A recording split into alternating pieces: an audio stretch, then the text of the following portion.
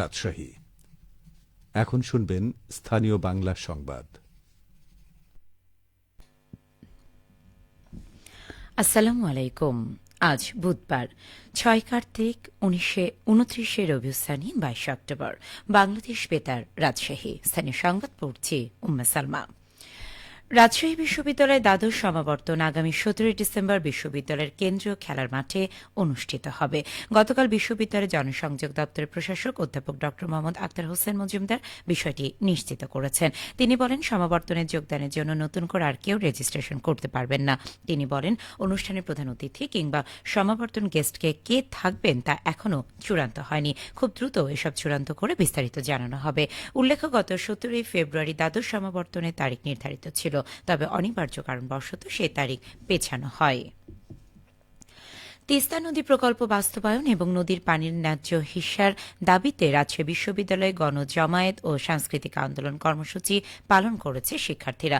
গতকাল সন্ধ্যায় বিশ্ববিদ্যালয়ের শামসুজ্জোহা চত্বরে তিস্তা বাঁচাও আন্দোলন এর অংশ হিসেবে এই কর্মসূচি পালন করা হয়। কর্মসূচিতে শিক্ষার্থীরা তিস্তার পানির ন্যায্য হিস্যা না পাওয়ায় ভারতের সমালোচনা করেন এবং শুষ্ক মৌসুমে পানি না দেওয়া ও বর্ষা মৌসুমে বাঁধ খুলে দিয়ে বন্যা সৃষ্টির জন্য ভারতকে অভিযুক্ত করেন। এই অবস্থা থেকে মুক্তি পেতে বাঁধ নির্মাণ ও ভারতের সাথে সকল চুক্তি বাতিলের দাবি জানান তারা। আন্দোলনে সামাজিক সাংস্কৃতিক সংগঠন, উত্তরবঙ্গের বিভিন্ন জেলা সমিতির নেতৃবৃন্দ ও ছাত্র রাজনৈতিক সংগঠনের নেতাকর্মীরা বক্তব্য দেন। এ সময় বিভিন্ন সাংস্কৃতিক অনুষ্ঠানের মাধ্যমে প্রতিবাদ জানান শিক্ষার্থীরা।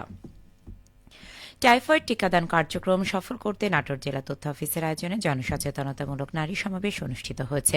গতকাল নলডাঙ্গা উপজেলার পুরোত্তমবাটি উচ্চ বিদ্যালয় প্রাঙ্গণে আয়োজিত সমাবেশে প্রধান অতিথি ছিলেন নাটোরের সিভিল সার্জন ডাক্তার মোহাম্মদ মুক্তাদির আরেফিন। ভারপ্রাপ্ত জেলা তথ্য অফিসার রেজওয়ান মোর্শেদের সভাপতিত্বে সমাবেশে ভার্চুয়ালি যুক্ত হয়ে বক্তব্য রাখেন গণযোগাযোগ অধিদপ্তরের উপপরিচালক ফাহিমা জাহান। গণযোগাযোগ অধিদপ্তরের নিয়মিত প্রচার কার্যক্রমের আওতায় আয়োজিত এই নারী সমাবেশে শতাধিক নারী অংশগ্রহণ করেন।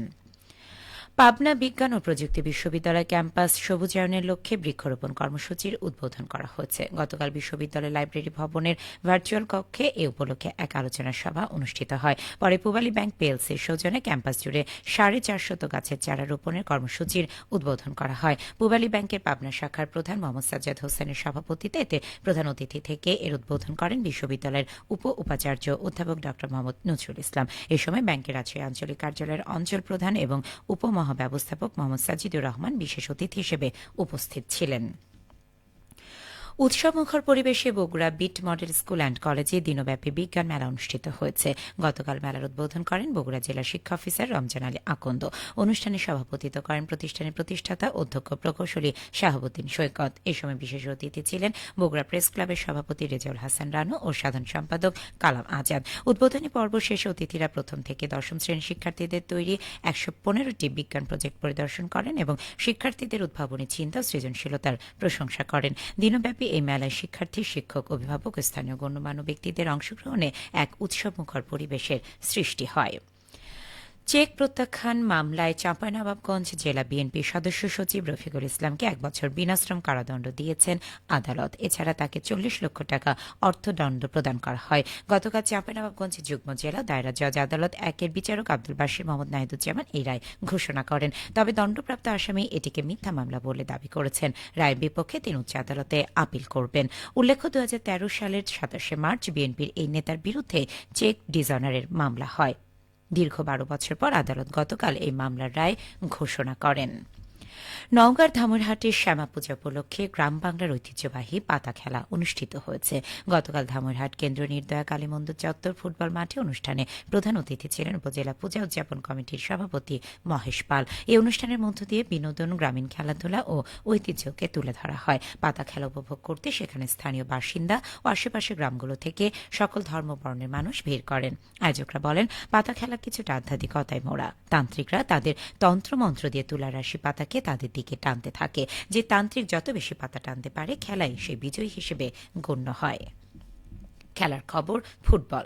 চাঁপাইনবাবগঞ্জের শিবগঞ্জ উপজেলার রানীবাড়ী চাঁদপুরে ইউনাইটেড ক্লাবের আয়োজনে ষষ্ঠ প্রাইজ মানি ফুটবল টুর্নামেন্টের প্রথম সেমিফাইনাল খেলা অনুষ্ঠিত হয়েছে। গতকাল রানীবাড়ী চাঁদপুর ক্লাব মাঠে অনুষ্ঠিত খেলায় চককীর্তি ফুটবল দল জয়লাভ করে। 3-0 গোলের ব্যবধানে রানীবাড়ী চাঁদপুর ফুটবল দলকে পরাজিত করে ফাইনাল খেলা নিশ্চিত করে। সেমিফাইনাল ম্যাচে রোমন 2 গোল এবং জয় 1টি গোল করে নিজেদের দলের বিজয় নিশ্চিত করেন। সব শেষে আবহাওয়া। আজ সকাল 6টায় রাজশাহীতে তাপমাত্রা ছিল 22 ডিগ্রি সেলসিয়াস। এ সময় বাতাসে আর্দ্রতার পরিমাণ ছিল 100%। রাজশাহী পার্শ্ববর্তী এলাকায় আজ সূর্যোদয় হয়েছে ভোর 6টা 6 মিনিটে এবং সূর্যাস্ত সন্ধে 5টা 33 মিনিটে।